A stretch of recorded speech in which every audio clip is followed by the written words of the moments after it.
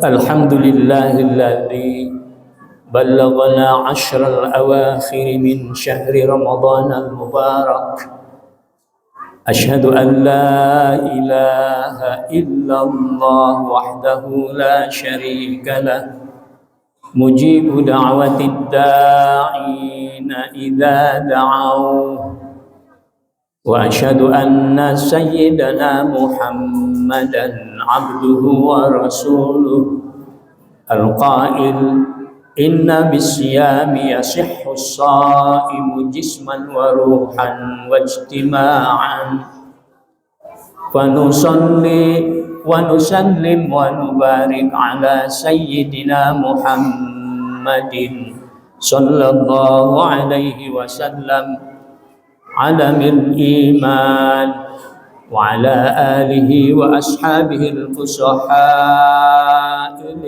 lisan wa ala tabi'ihim wa tabi'ihim bi ihsanin ila yaumil mizan. Amma ba'd, fa ya ibadallah, usikum wa iyaya nafsi bi taqwallah. Faqad fazal muttaqun.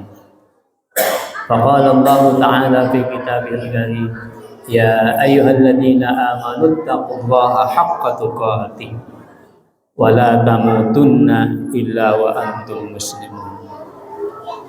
Hadirin sidang Jumat rahimakumullah. Di bulan Ramadan ini Allah memberikan kabar gembira kepada orang-orang yang beriman bahwa zatnya mendekat sampai sedekat-dekatnya. Allah berfirman, wa idza sa'alaka ibadi anni fa inni qarib. Dan apabila hamba-hambaku, tentunya yang beriman, bertanya kepadamu tentang aku, maka jawablah bahwasanya aku ini sangat dekat. Maka selanjutnya Allah menyeru kepada kita agar banyak berdoa, karena di bulan Ramadan ini Allah banyak mengabulkan doa-doa kita. Saking dekatnya kita kepadanya, dekatnya Dia dengan kita yang sedang dalam masa dan nuansa puasa. Kata Allah, ujibu da'watad da'i idza da'an. Aku mengabulkan permohonan orang-orang yang berdoa apabila benar-benar memohon kepadaku. Lalu bagaimana caranya? Apa syaratnya agar di bulan Ramadan ini doa-doa kita terkabul dan sukses? Firman Allah selanjutnya, falyastajibu li wal yu'minu bi la'allahum yarsyudun. Al-Baqarah 186. Maka hendaklah mereka itu memenuhi segala perintahku, dan hendaklah mereka beriman kepadaku, agar mereka selalu berada dalam kebenaran. Jadi syarat-syaratnya hanya dua sebetulnya secara garis besar, yaitu pertama, memenuhi perintah-perintah Allah. Yang kedua, tetap beriman kepada Allah. Artinya jalankan dulu tuh puasanya dengan baik di bulan Ramadan ini. Jangan sampai berdoa ingin ini dan ingin itu, tetapi disuruh puasa nggak mau. Jalankan dulu puasanya dengan baik, imanan wahtisaban. Laksanakan dulu qiyamul lailnya, sholat tarawihnya dengan baik. Baca dan tadaburi dulu Al-Qur'annya dengan baik, maka barulah hasilnya akan didapatkan sesuai dengan respon terhadap syarat-syarat itu tadi. Hadirin sidang Jumat rahimakumullah, dalam hal ini secara garis besar orang-orang yang beriman itu akan terbagi kepada 3 kelompok dalam respon perintah dan larangan Allah di bulan Ramadan, dan hasilnya pun akan diraih sesuai dengan tingkatan kelompok masing-masing. Ini kalau kita analogikan dengan Al-Quran surah Al-Baqarah ayat di awal surah, ayat-ayat di awal surah. Pertama, ada kelompok mukmin muttaqin. Orang mukmin muttaqin. Sebagaimana disebutkan dalam Al-Baqarah tadi, dzalikal kitabu la raiba fihi hudal lil muttaqin. Dia akan selalu taat, selalu langsung merespon apa yang diperintahkan oleh Allah, langsung melaksanakan, siap. Jika dilarang, langsung menjauhinya. Ini kelompok yang pertama. Ketika disuruh untuk berpuasa, kutiba alaikumusiyam, diwajibkan atas kamu berpuasa, maka langsung dia berpuasa tanpa tanya ini tanya itu. Kelompok yang kedua yaitu kelompok mukmin fasikun, mukminun fasikun, kal kafirin, seperti orang kafir. Disebutkan di dalam Al-Baqarah tadi, innalladzina kafaru sawa'un 'alaihim a'andzartahum am lam tunzirhum la yu'minun. Sungguhnya orang-orang yang melakukan kekufuran, kufur, berbuat kekufuran, maka sama saja bagi mereka. Mereka diingatkan atau tidak diingatkan, tetap saja tidak mau melakukannya, tidak mau beriman kepada Allah. Diwajibkan untuk berpuasa, kutiba alaikumusiyam, mereka tutup hatinya, mereka tolak, tidak mau berpuasa. Disuruh sholat, tidak mau sholat. Disuruh taraweh, tidak mau taraweh. Diingatkan dengan berbagai macam peringatan, musibah, bencana dan sebagainya, ya tetap baik begitu, tidak mau beriman kepada Allah. Kelompok ketiga adalah kelompok mukmin munafikun, mukmin yang munafik. Allah berfirman, wa minan nasi may yaqulu amanna billahi wal yawmil akhir wa ma hum bimu'minin. Dan sebagian manusia itu ada yang munafik, yaitu yang berkata di dalam mulut mah beriman, tetapi mereka hatinya tidak beriman.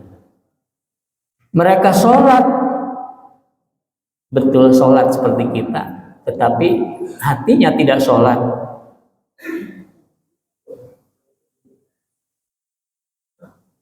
Wa idza qamu ila sholati wa hum kusala yura'unan nas.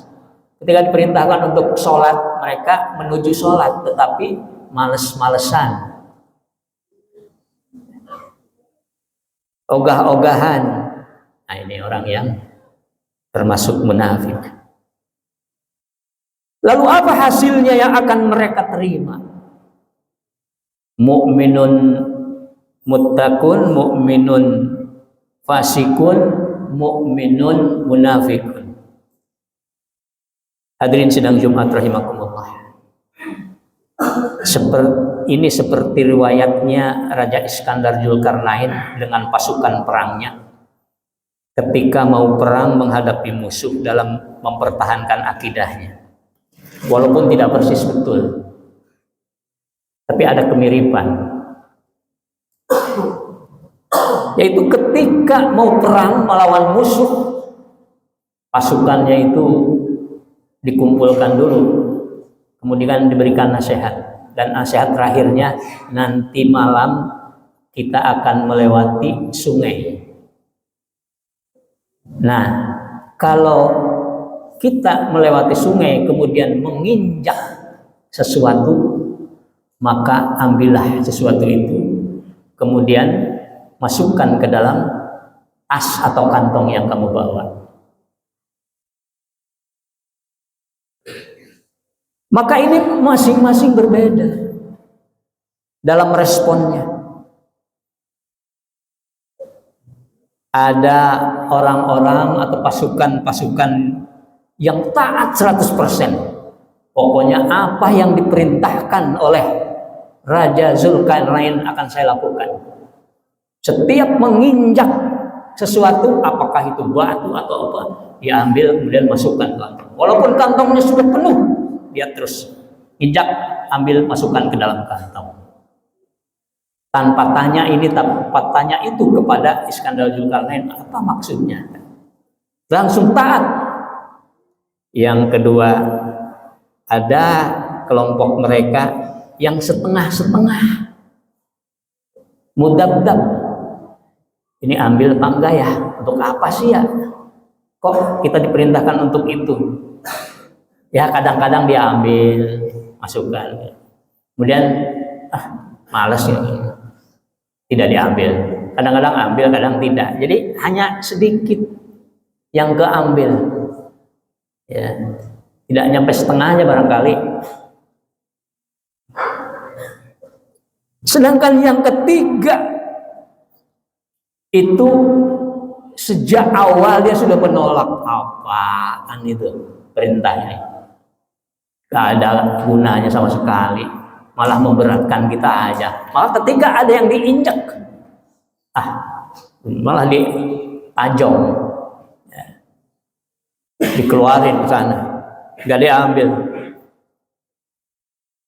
Sama sekali menolak, tidak mau percaya terhadap perintah dari Iskandar Zulkarnain ini. Ya. Lalu apa hasil yang akan diterima oleh mereka? Ternyata hasilnya semuanya menyesal. Semuanya menyesal. Yang pertama yang taat 100% menyesal. Kenapa tidak lebih banyak lagi yang diambilnya? Yang kedua menyesal. Yang setengah-setengah menyesal. Kenapa ragu-ragu mengambilnya? Sehingga yang keambil hanya sedikit. Yang ketiga pun yang menolaknya menyesal. Kenapa tidak percaya sampai tidak mengambil satupun? Jadi semuanya menyesal. Lalu kenapa kok menyesal semuanya ya? Karena ternyata ketika dibuka, setelah sampai di darat, dibuka, dilihat, ternyata itu semuanya mutiara-mutiara yang sangat mahal harganya. Nah ini persis seperti kita yang mukmin dalam menghadapi ibadah puasa atau menghadapi Ramadan ini. Hasil dari kaum mukminin ini akan diterima berbeda-beda. Orang yang mukmin muttaqin, ulaika ala hudam mir rabbihim wa ulaika humul muflihun. Mereka itu akan berada selalu di atas petunjuk Allah, hidayah Allah, dan mereka itu akan menjadi orang yang beruntung.